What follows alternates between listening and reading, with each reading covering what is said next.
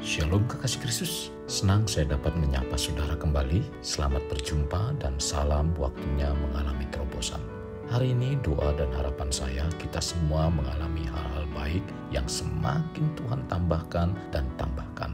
Untuk itu, mari kita tetap melekat dalam Tuhan melalui renungan hari ini, agar apa yang Tuhan kerjakan pada kita menjadi semakin baik dan indah. Mari kita berdoa. Tuhan Yesus, terima kasih buat kesempatan dan waktu yang Kau berikan dalam kehidupan kami saat ini. Biarlah apa yang kami terima pada hari ini, kebenaran firman-Mu terus menghiasi hati dan pikiran kami, sehingga kami terus dibawa untuk mengalami hal-hal yang baik, bahkan hal-hal yang lebih luas lagi dalam setiap sisi kehidupan kami. Terima kasih Tuhan Yesus, ini yang menjadi doa dan permohonan kami dalam nama Tuhan Yesus. Amin. Melekat dalam Tuhan bertema mengalami perluasan. Firman Tuhan terdapat dalam kitab Pengkhotbah 3 ayat 11, demikian firman-Nya. Ia membuat segala sesuatu indah pada waktunya. Kekasih Kristus, hari ini kita berbicara tentang perluasan. Perluasan yang dimaksud tentunya dalam berbagai sisi, mulai dari kerohanian sampai pada berkat jasmani. Sebagai manusia, ketika berbicara tentang perluasan, konotasinya langsung tertuju pada masalah keuangan atau berkat jasmani, yaitu dengan menantikan turunnya berkat Tuhan di setiap apa yang kita lakukan. Tentunya, siapapun orangnya, dan itu dapat dipastikan, tidak ada satu orang pun yang ingin hidupnya ada dalam keadaan statis. Semuanya ingin mengalami perluasan atau peningkatan dalam pencapaian apa yang mereka kerjakan. Saat kita ingin mengalami perluasan atau peningkatan hidup, seharusnya disertai dengan peningkatan dalam kinerja atau aktivitas yang mendukung agar itu semua dapat terjadi, bukannya mengarah kepada kehidupan yang lebih santai. Justru peningkatan membuat kita harus bekerja lebih dari biasanya, lebih keras, lebih lama, lebih sulit, dan itu akan menyertai sebuah peningkatan karir atau usaha kita. Kekasih Kristus, ketika kita rindu mengalami perluasan, sesungguhnya yang harus kita siapkan adalah munculnya masalah baru. Dulu pekerjaan kita mungkin masih rendah, kerja relatif ringan. Tetapi setelah Tuhan memberkati atau mengalami perluasan, kita menjadi tidak punya cukup waktu untuk melakukan semuanya. Pekerjaan menyita sebagian besar waktu kita. Jangankan untuk keluarga, untuk tidur pun kita sudah sulit mendapatkan waktu yang cukup. Maka untuk mengalami perluasan, kita harus siap dengan munculnya masalah baru. Dan itu harus dapat mengatur waktu dengan efektif dan baik. Sehingga apapun perluasan yang terjadi dalam hidup kita tidak menimbulkan masalah baru, baik untuk diri sendiri maupun dalam keluarga. Hal yang harus kekasih Kristus percayai adalah apa yang Tuhan buat baik adanya. Segala sesuatunya indah dan terjadinya pun selalu tepat pada waktunya. Dalam Pengkhotbah 3 ayat 11a mengatakan, Ia membuat segala sesuatu indah pada waktunya. Janji Tuhan sangat ajaib. Terkadang sebagai manusia kita tidak bisa melihat apa yang akan terjadi di depan. Lanjutan dari ayat ini dikatakan, tetapi manusia tidak dapat menyelami pekerjaan yang dilakukan Allah dari awal sampai akhir.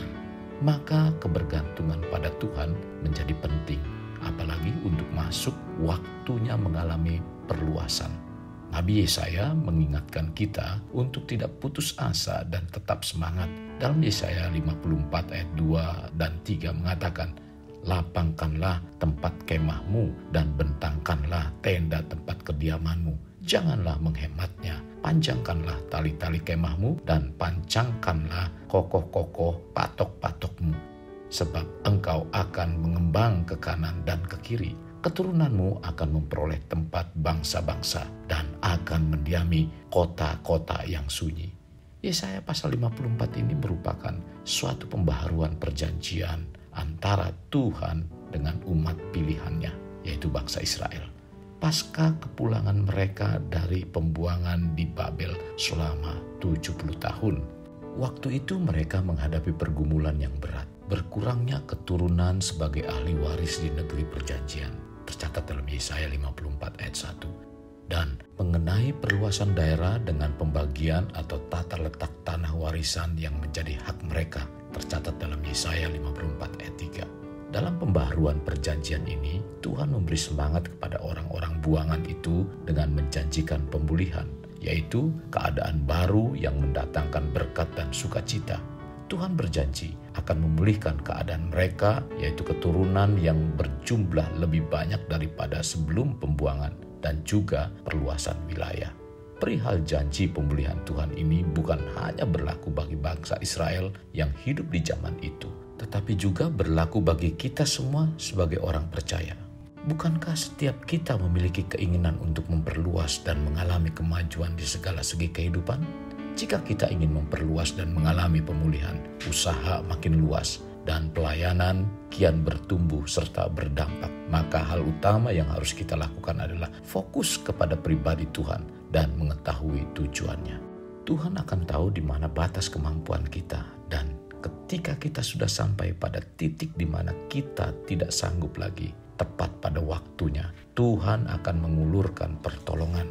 Mungkin ada di antara teman-teman yang saat ini tengah mengalami pergumulan dengan terbatasnya kemampuan dalam melakukan sesuatu. Janganlah putus asa. Percayalah kepada Tuhan, terus bertekun menantikan Tuhan, dan pada suatu ketika kita akan dibuat terpana melihat bagaimana Tuhan menjawab kebutuhan kita dengan ajaib. Percayalah, perluasan di setiap sisi kehidupan kita akan terjadi, dan itu akan datang tepat pada waktunya. Sebab bila kita tekun dalam menantikan Tuhan, tidak akan pernah sia-sia dan membuat segala sesuatunya indah pada waktunya.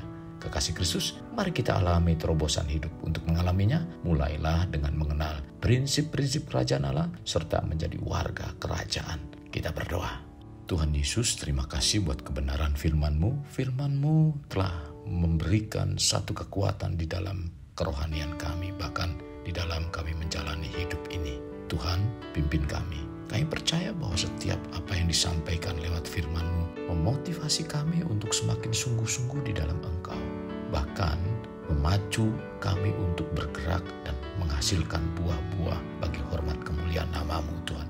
Kami percaya itu juga menjadi kerinduan Engkau, sebagaimana firman-Mu katakan, agar kami terus mengembang ke kanan dan ke kiri untuk memperluas kema yang ada. Artinya bahwa Engkau memiliki kerinduan agar kami mengalami perluasan. Tuhan, mampukan kami untuk kami tetap setia dalam kebenaran firman-Mu, sehingga kami mampu mengalami perluasan di setiap sisi kehidupan kami. Terlebih rohani kami yang terus semakin mengasihi Engkau, semakin mencintai Engkau. Tuhan, terima kasih. Ini yang menjadi doa dan kerinduan kami. Dalam nama Tuhan Yesus kami berdoa. Amin. Kasih Kristus, mari kita akhiri dengan mengedahkan kedua tangan kita.